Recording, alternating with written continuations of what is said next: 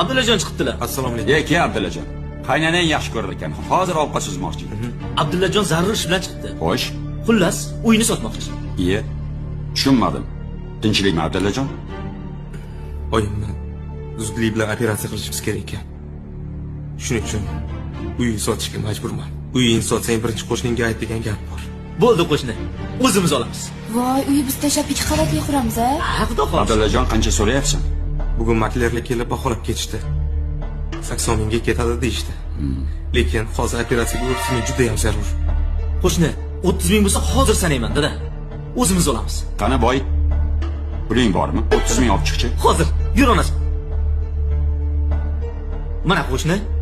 Xohlasangiz sanab oling. Lekin ertaga albatta Natashga borishimiz kerak. Abdulla. Pulon. Oling. Topganingni berarsan. Iye. Dada, Bermasang ham mayli. dada. Vaqt ketkazma. Tur o'g'lim. Tur. Bor onangni davola. Dada bunma deganingiz? O'chira ovozingni. Tur Abdulla. Rahmat, babalar kerak. O'zi qarz so'ramagan odamim qolmagandi. Dada bekor qildingiz shu ishni. Biz unga qarz beradigan qarindoshamizmi? Yo akasimanmi, yo ukasimanmi? Shartta uyni sotib olish kerak edi, bo'ldi. Qo'shnilaringiz siz jam mehribon bo'lib ketasiz-da, dada. O'chira ovozingni.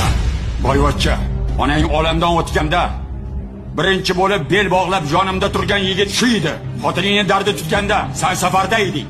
Boring kasal bo'lganda kasalxonaga mana shu qo'shni olib bordim. Ha kelin, sizga bu kichkinalik qilib qoldimi? Kammi? Sig'mayaptimi? Birovni kulfatidan manfaat topmoqchimisan?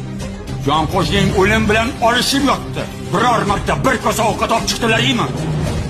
Hol so'rab chiqdingmi? Eskilar bekorga aytmagan. Qo'shning yaxshi bo'lsa, uni menga sot deyishgan. Nima? Otni o'limi, itni bayramimi? Men senga shunaqa tarbiya berganman. Ahmoq!